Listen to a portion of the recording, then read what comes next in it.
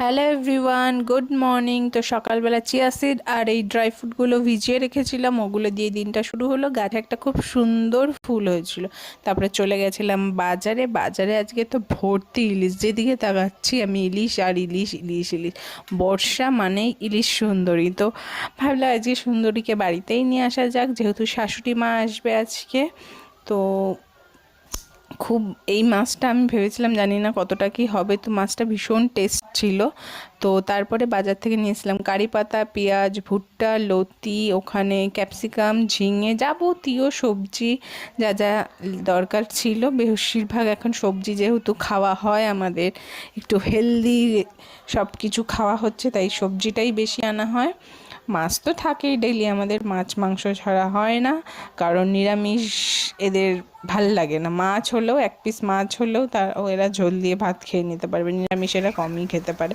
তো মাছটা এনে ধুয়ে ভালো করে নুন হলুদ মাখিয়ে আমি ভাজবো না, আমি এই ফ্রাই প্যানের মধ্যে ভাপাটা করতে দিয়ে দিলাম।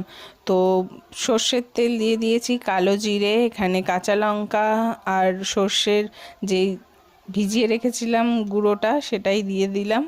ওটা দিয়ে আর তোমাদের নতুন করে এই রেসিপিটা বলার কিছুই নেই। তো এখানে এক সাইডে ভাত হচ্ছিল মেয়ের, আর মাছ ভাজা হচ্ছে ওর, যেহেতু ও ইলিশ মাছ খেতে পারবে না। তারপরে এখানে হচ্ছিল এই ইলিশ ভাপাটাই করছিলাম। তো কাঁচা মাছগুলো আমি দিয়ে দিলাম একে একে।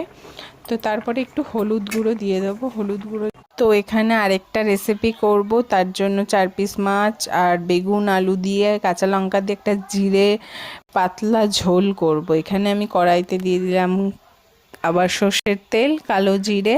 তো তারপরে কালো জিরে এটা ভালো করে তেলটা গরম হয়ে গেলে আলুগুলোকে ভালো করে ভেজে নেব, তাহলে কি একটু আলুগুলো টেস্ট হবে খেতে। একটু বেশি করেই আজকে তেল দিয়েছি। তো তারপরে দিয়ে দিলাম এর মধ্যে হলুদ গুঁড়ো, জিরের গুঁড়ো আর নুন। এটা দিয়ে একটু ভালো করে কষিয়ে বেগুনগুলো আমি আলাদা ভেজে নেব। ফ্রাই প্যানে দিলে বেগুনগুলো ভাজা হয়ে যাবে, ওই পাশে দিয়ে দিয়েছি। তো এখানে আলুগুলো ভাজা হয়ে গেছে, এবার তরকারিটা কষানোও হয়ে গেছে। আমি দিয়ে দিলাম জল, জল দিয়ে দেওয়ার পর ভালো করে নাড়িয়ে এবার ঢেকে দেব। তো এই পাশেই দেখো আমি বেগুনগুলো ভাজতে দিয়ে দিয়েছি, তরকারিটা ফুটে এসছে। তারপরে আমি দিয়ে দিলাম কাঁচা মাছগুলো। তোমরা এখানে ভাজা মাছও ইউজ করতে পারো, আমার এটাই ভাল লাগে। আমি জানি না কেন আমাকে কাঁচা মাছ বেশি টেস্ট লাগে, আর ভাজা মাছ আমার গরম ভাতে ঠিক আছে। এখানে ইলিশ ভাপাটাও হয়ে গেছে, দেখতে পাচ্ছ কত সুন্দর লাগছে। তো বেগুনগুলো মাছের ঝোলটা নামানোর আগে আমি বেগুনগুলো দেবো, তাহলে গোটা গোটা থাকে।